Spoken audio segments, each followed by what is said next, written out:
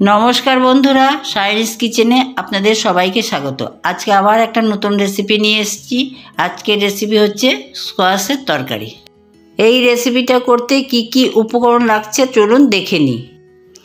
দেখুন, এগুলো হচ্ছে স্কোয়াশ। এগুলো শীতের জায়গাতে বেশিরভাগ পাওয়া যায়। এগুলো খোসা ছাড়িয়ে এই আলুর মতো করে ছোট ছোট করে আমি ডুমো ডুমো করে কেটে নেব। আমি 3টে আলু নিয়েছি, নিয়ে এইভাবে খোসা ছাড়িয়ে ছোট ছোট করে কেটে নিয়েছি। আর ফোড়নের জন্য লাগছে একটা তেজপাতা, শুকনো লঙ্কা আর একটু জিরে। সর্ষের তেল 1 বাটি নিয়েছি, হলুদ, লবণ, 1 চামচ জিরে গুঁড়ো, 1 চামচ ধনে গুঁড়ো, পরিমাণ মতো হচ্ছে কাশ্মীরি লঙ্কার গুঁড়ো, আর 10টা মতো বড়ি, আর চিনি স্বাদ মতো, আর আমি 8-10 টুকরো আদা কেটে নিয়েছি, আর লঙ্কা দুটো, এগুলো আমি বেটে নেব। কড়াইটা গরম হয়ে গেছে, এবার আমি বড়ি ভাজবার জন্য সর্ষের তেল দিয়ে দিচ্ছি।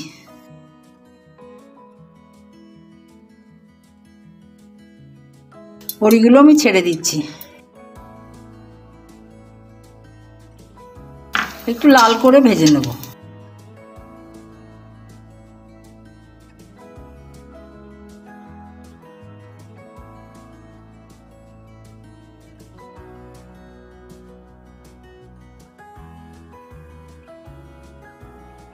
বড়িগুলো ভাজা হয়ে গেছে, এবার আমি তুলে নিচ্ছি।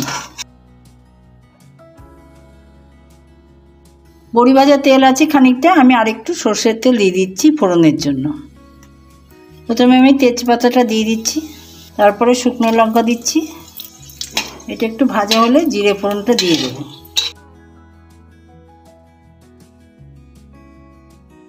এবার জিরেটা দিয়ে দিচ্ছি। এবার আলুগুলো দিয়ে দিচ্ছি ভাজবার জন্য। একটু লাল করে আমি ভেজে নেব।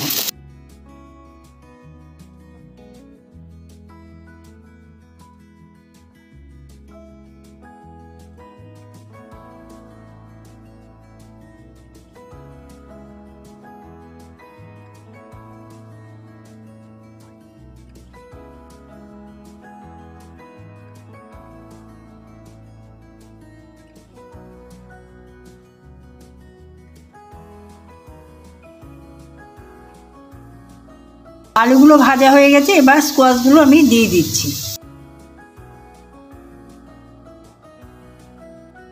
এটাও একটু আমি ভালো করে ভেজে নেব।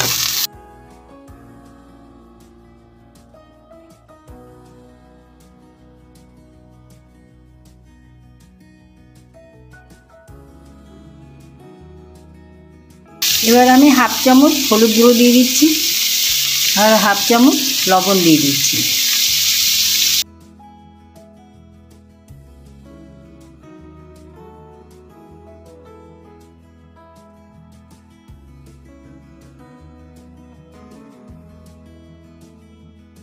সবজিগুলো অনেকটাই ভাজা হয়ে গেছে, এবার আমি আদা আর কাঁচা লঙ্কাটা বেটে রেখেছিলাম সেটা দিয়ে দিচ্ছি। সবজির পরিমাণ যেহেতু কম, আমি মশলাটা একটু কম কমই দিচ্ছি। এটা জিরে গুঁড়ো দিয়ে দিচ্ছি। 1/2 চামচ আমি জিরে গুঁড়ো দিয়ে দিয়েছি, আর 1/2 চামচ ধনে গুঁড়ো, আর 1/2 চামচ কাশ্মীরি লঙ্কার গুঁড়ো।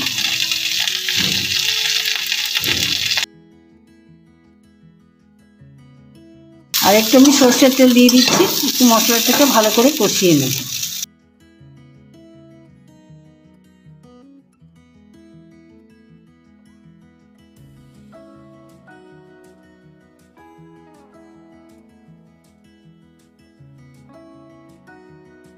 আমি 3-4 মিনিট মশলাটাকে কষিয়ে নিয়েছি। দেখুন, ভালো করে মশলাটা কষানো হয়ে গেছে। এবার আমি সিদ্ধ করবার জন্য পরিমাণ মতো জল দিয়ে দিচ্ছি।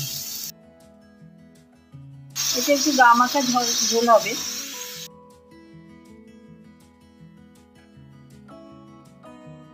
পাঁচ মিনিটের জন্য আমি এটাকে ঢেকে দিচ্ছি। ঢাকা খুলে দেখে দিচ্ছি সবজিগুলো কতটা সেদ্ধ হয়েছে। দেখুন, আলুটা অনেকটাই সেদ্ধ হয়ে গেছে। এবার আমি ভেজে রাখা বড়িগুলো দিয়ে দিচ্ছি। তার সঙ্গে একটু স্বাদের জন্য চিনি দিয়ে দিচ্ছি।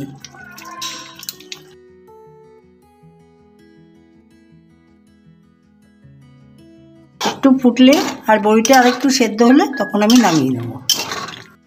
আলু আর স্কোয়াশের তরকারিটা আমার রেডি হয়ে গেছে। আমি গ্যাসটা বন্ধ করে দিচ্ছি। আজকের রেসিপিটা যদি আপনাদের ভালো লেগে থাকে তবে লাইক শেয়ার করবেন আর কমেন্ট করে জানাবেন আজকের রেসিপিটা আপনাদের কেমন লাগলো।